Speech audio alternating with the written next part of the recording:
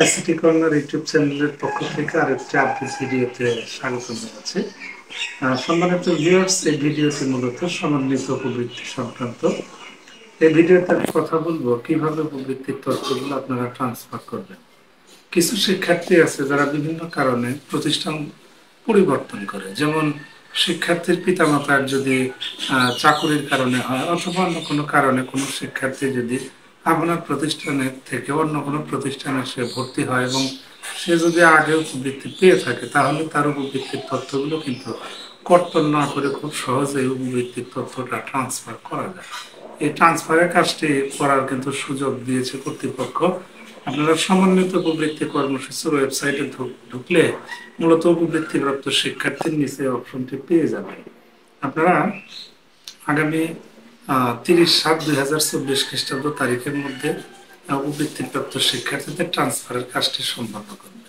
এখন অনেকে বলতে পারেন এই কাজটা কাদের? আসলে যে শিক্ষার্থী আগে যে প্রতিষ্ঠানে পড়তো ওই প্রতিষ্ঠানে কিন্তু এটা এক্সাম্পল হিসেবে একজন শিক্ষার্থী আপনার প্রতিষ্ঠানে পড়তো, সে আপনার প্রতিষ্ঠান থেকে তার পিতার চাকরির কারণে অন্য একটা প্রতিষ্ঠানে ভর্তি হয়েছে।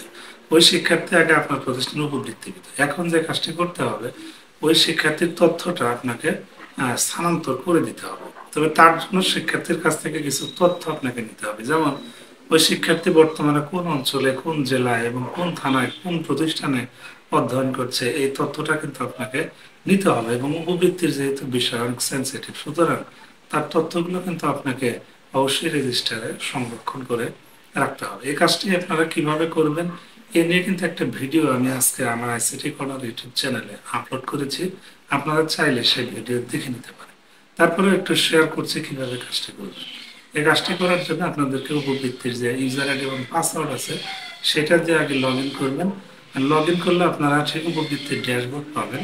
তারপর উপবৃত্তিপ্রাপ্ত শিক্ষার্থী অপশনে যাবেন, সেখানে গিয়ে দেখবেন যে উপবৃত্তির তথ্য ট্রান্সফার এই অপশনে আপনারা যাবেন। যাওয়ার পরে খুঁজে ক্লিক করবেন। আপনি চাইলে কোন শ্রেণীর শিক্ষার্থীর তথ্য ট্রান্সফার করবেন সেটা নির্দিষ্ট শ্রেণী ভিত্তিকও কিন্তু বুঝতে পারবেন। যাই হোক, খুঁজে দেওয়ার পর শিক্ষার্থীর তথ্য আসবে, সেখান থেকে আপনি যে শিক্ষার্থীর তথ্যটা ট্রান্সফার করতে চাচ্ছেন সেই শিক্ষার্থীকে আগে সিলেক্ট করবেন। সিলেক্ট করলে সেখানে শিক্ষার্থী বর্তমানে কোন শ্রেণীতে পড়ছে, কোন প্রতিষ্ঠানে, যাবতীয় তথ্য দেখাবে। তারপর নিচে একটা অপশন আসবে বদলিকৃত প্রতিষ্ঠান, সেখানে ওই প্রতিষ্ঠানের অঞ্চল, জেলা, থানা এবং প্রতিষ্ঠানের এগুলো সিলেক্ট করলে ওই প্রতিষ্ঠানটা আসবে এবং তারপরে আপনাকে ট্রান্সফার করতে হবে। তবে শিক্ষার্থী কেন ট্রান্সফার করছে সেই বিষয়টি আগে নিশ্চিত হয়ে নিতে হবে। তো এই ব্যাপারে মাধ্যমিক উচ্চশিক্ষা অধিদপ্তর এবং মাওসির ওয়েবসাইটে উপবৃত্তি ট্রান্সফারের একটা চিঠি কিন্তু আছে, সেটা আমি অলরেডি আমার আইসিটি কর্নার ইউটিউব চ্যানেলে, ফেসবুক গ্রুপ এবং পেজে কিন্তু অলরেডি শেয়ার করে দিয়েছি। আপনারা যদি ট্রান্সফারের আগে ওই চিঠিটা দেখেন তাহলে কাজ করতে আপনাদের অনেক সুবিধা হবে। তো আপনার প্রতিষ্ঠান থেকে যদি কোনো শিক্ষার্থী অন্য প্রতিষ্ঠানে উপবৃত্তি তথ্য ট্রান্সফার করতে চান, তাহলে আপনি অত্যন্ত আন্তরিকতার সাথে কাজটা করে দেবেন বলে আমি বিশ্বাস করি। তো ভিডিওটি দেখার জন্য সবাইকে ধন্যবাদ জানাচ্ছি।